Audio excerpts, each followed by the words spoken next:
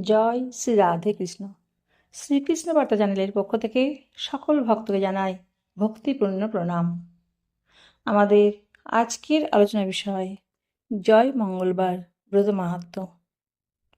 এই জয় মঙ্গলবার ব্রত মাহাত্ম্য কবে পালন করতে হয়, কিভাবে পালন করতে হয়, কারা এই ব্রত পালন করতে পারবেন, এই ব্রত পালন করলে কি ফল পাওয়া যায়, এই ব্রত পালনের নিয়ম কি, এই ব্রত পালন করতে হলে কি কি উপকরণ প্রয়োজন, এবং সব শেষে জয় মঙ্গলবারের ব্রতকথা অর্থাৎ জয়দেব জয়াবতীর কাহিনী।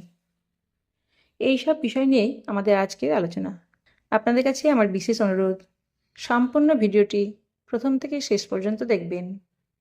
যদি ভালো লাগে তাহলে প্লিজ একটা লাইক করে দেবেন। শুরু করছি আজকের আলোচনা। জয় মঙ্গলবার ব্রত পালন করতে হয় জ্যৈষ্ঠ মাসের মঙ্গলবার। জ্যৈষ্ঠ মাসে 4টি সপ্তাহে 4টি মঙ্গলবার পাওয়া যায়।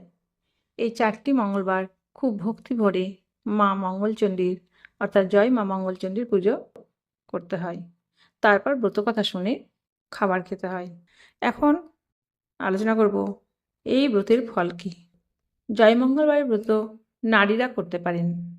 জয় মঙ্গলবার ব্রতের ফল: যে নারী জয় মঙ্গলবারের ব্রত পালন করেন সেই নারীর কখনো জলে ডুবিয়া মৃত্যু হয় না, অগ্নিতে দগ্ধ হতে হয় না, অস্ত্রে মৃত্যু হয় না ও হারানিধি ফিরে পান। জয় মঙ্গলবার ব্রতের নিয়ম: জ্যৈষ্ঠ মাসে প্রতি মঙ্গলবারে নারীগণ এই ব্রত পালন করবেন। পুরোহিতকে দিয়ে নিম্নলিখিত দ্রব্যে মা মঙ্গলচণ্ডীর পুজো করবেন। পুরোহিতকে সাধ্যানুসারে দক্ষিণা আম, সুপারি, কাঁঠাল দান করতে হয়। চিরা, দই দিয়ে পুরোহিতকে ফলার খাইয়ে ব্রতী উক্ত ফলারের অর্ধাংশ নিজে খেয়ে দিন কাটাবেন। যারা বাড়িতে পুরোহিত আনিয়ে কার্য করিতে পারবেন না তারা মা মঙ্গলচণ্ডীর পুজো পাঠিয়ে দই, চিরা, কাঁঠাল এগুলো খাবেন। পুজোর শেষে ব্রতকথা পাঠ বা শ্রবণ করবেন। জয় মঙ্গলবার ব্রত পালন করতে হলে কী কী উপকরণ প্রয়োজন: 17টি সুপারি, ধান, দুব্বা, ফুল, পাকা আম, পৈতা, কাঁঠাল ইত্যাদি ফল। জয় মঙ্গলবার ব্রতে একটি ছড়া আছে: 8 কাঠি সোনা মুটি, সোনার মঙ্গলচণ্ডী, রূপার তারা, আজ কেন মা মঙ্গলচণ্ডী হলো এত বেলা। পাটের কাপড় পরতে, সোনার দোলায় দুলতে দুলতে, নির্ধনেরে ধন দিতে, অপুত্রকে পুত্র দিতে, অশরণের শরণ হতে, অন্ধের চক্ষু দিতে, আইবুড়োর বিয়ে হতে, অন্তকালে স্বর্গ পেতে, করোনা হেলা। এখন আমি জয় মঙ্গলবার ব্রতকথা পাঠ করছি, আপনারা মন দিয়ে শ্রবণ করবেন। রত্নদ্বীপে হীরাপতি নামে এক সদাগর বাস করত। তার 7 ছেলে ছিল, কিন্তু একটিও মেয়ে ছিল না। সেই দেশে এক বণিক বাস করত, নাম ছিল ধনপতি, এবং সে ছিল 7টি মেয়ের পিতা, কিন্তু তার একটিও ছেলে ছিল না। হীরাপতি ক্রোড়পতি ধনী সদাগর, সংসারে তার অভাব বলতে কিছু নেই। বিপুল অর্থ সম্পদ, মণিমুক্তা, কারুকার্য খচিত বিরাট প্রাসাদে সে মালিক। বেশ সুখ স্বচ্ছন্দে দিন কাটছিল তার। স্ত্রী রত্নাবতীও মহানন্দে সংসারে দিন কাটাচ্ছিল। একদিন দুপুরে মা মঙ্গলচণ্ডী বুড়ি ভিকারিনী বেশে তাদের বাড়িতে উপস্থিত হলেন। অন্দরে গিয়ে বললেন, কোথায় গো মা, 2টি ভিক্ষে পাবো? রত্নাবতী একটি পাত্রে কিছু ভিক্ষা এনে বলল, কেন পাবে না বাছা, এই নাও। দাঁড়াও মা, আমি যার তার হাত থেকে তো ভিক্ষে নিই না। তা তোমার ছেলে মেয়ে কটি মা? 7টি ছেলে শুধু, রত্নাবতী বলল। মেয়ে নেই? না। ও, তাহলে তো তোমার হাত থেকে আমার ভিক্ষা নেওয়া হলো না। আমি যাই তবে। তুমি দুপুরবেলায় এসে যদি ভিক্ষে না নিয়ে যাও তবে আমার মনে বড় অশান্তি থেকে যাবে বাছা। আমার কিছুরই অভাব নেই সংসারে, কেবল একটি মেয়ে ছাড়া। তা কি করব বলো, সবই ভগবানের ইচ্ছা। এরকম কাতরতা দেখে রত্নাবতীর উপর বুড়ির দয়া হলো। বুড়ি তাকে বললেন, আচ্ছা মা, তুমি ওই ভিক্ষে অন্য কোনো ভিখারিকে দিয়ে দিও, আমি তোমাকে এই ফুলটি দিয়ে গেলাম।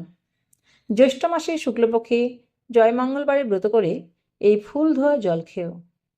17টি হিসেবে সুপারি, ধান, দুব্বা, ফুল, পৈতা ও কাপড় দিয়ে মঙ্গলচণ্ডীর পুজো করে বামুনকে দক্ষিণাসহ আম, সুপারি ও কাঁঠাল দান করো। আর দই চিড়ে মেখে অর্ধেক বামুনকে দিয়ে বাকিটা নিজে খাবে। তাহলে তোমার মনের দুঃখ দূর হবে।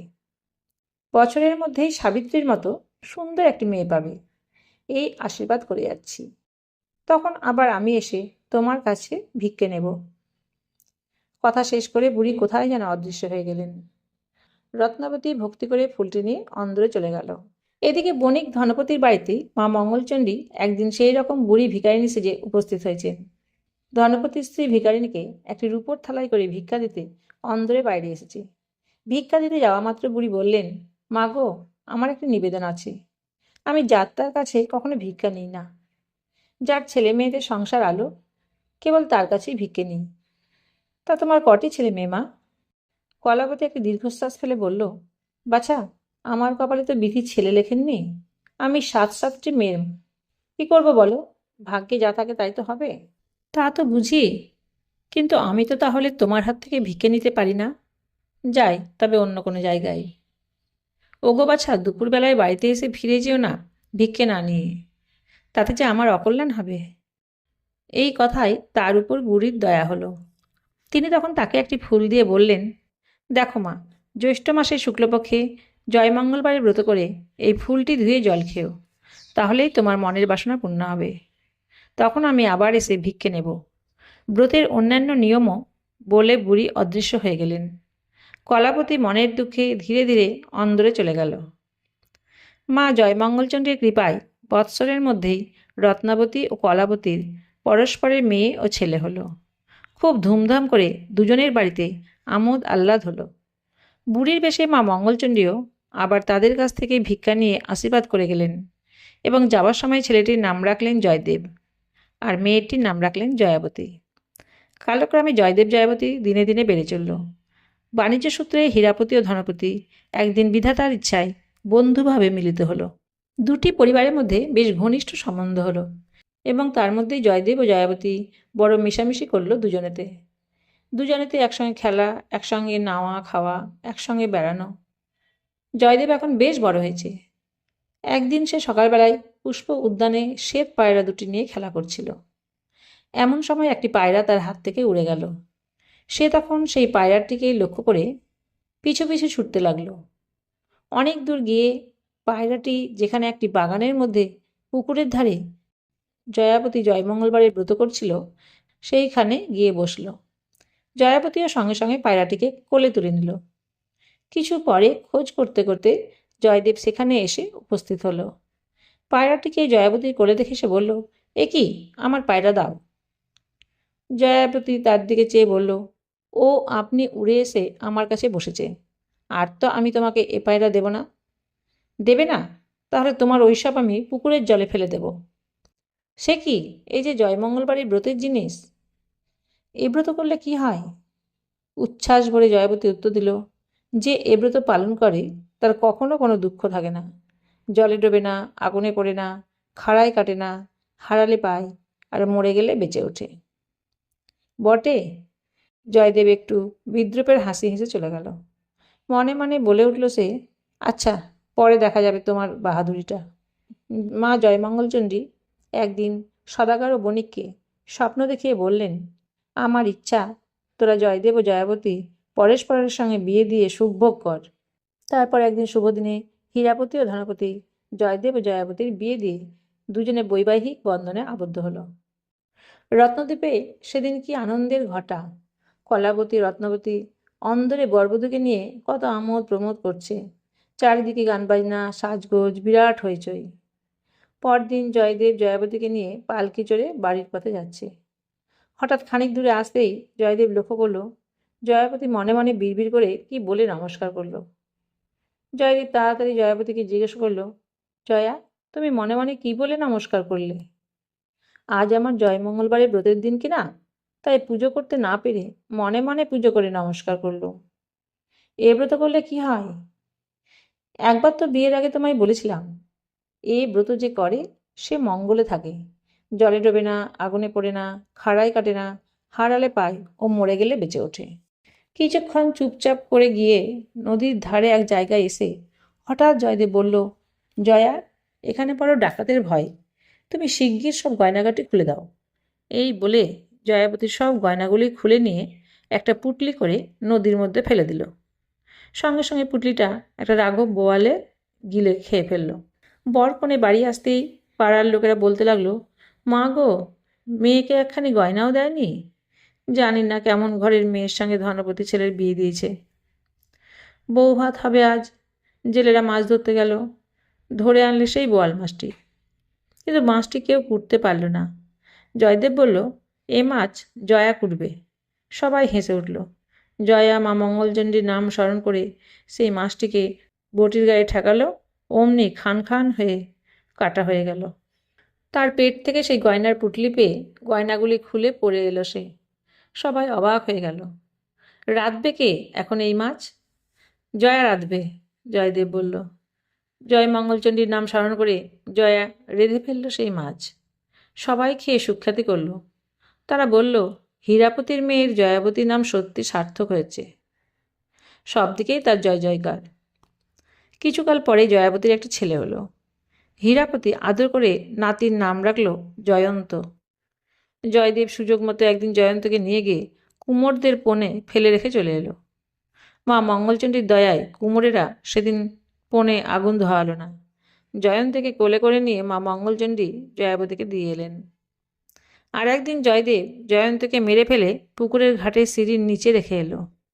মা মঙ্গলচণ্ডী ছেলেকে বাঁচিয়ে জয়াবতীর কোলে দিয়ে এলেন এবং তাকে খুব সাবধান করে দিলেন। তারপর একদিন জয়দেব জয়ন্তকে একটা নির্জন প্রান্তরে নিয়ে গিয়ে খাড়া দিয়ে কেটে যেমন ফিরে এসেছে, অমনি পথে জয়াবতীর সঙ্গে তার দেখা হলো। জয়াবতী কাঁদতে কাঁদতে তাকে বলল, তুমি আমার কী সর্বনাশ করলে? তখনই ছুটে গিয়ে ছেলের মুন্ডু আর ধর এক করে মা মঙ্গলচণ্ডীর নাম স্মরণ করতেই জয়ন্ত বেঁচে ওঠে মা মা বলে ডেকে উঠল তাকে। জয়াবতী জয়দেবকে বলল, এখনও তোমার মা জয়মঙ্গলচণ্ডীর উপর বিশ্বাস হয় না? জয়দেব লজ্জিত ও অপ্রতিভ হয়ে বলল, হ্যাঁ জয়া, আমার বিশ্বাস হয়েছে। চলো আজ আমরা মায়ের মহিমা জগতে প্রচার করে গিয়ে।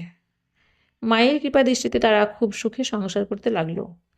ছেলে মেয়ে, ধনরত্ন, হাতি ঘোড়া প্রভৃতি ঐশ্বর্যে তাদের সংসার শতগুণে বেড়ে গেল। তারপর মায়ের ইচ্ছায় একদিন স্বর্গ থেকে পুষ্পক রথ এলো এবং সেই রথে চড়ে জয়দেব ও জয়াবতী অমর রাজ্যে চলে গেল।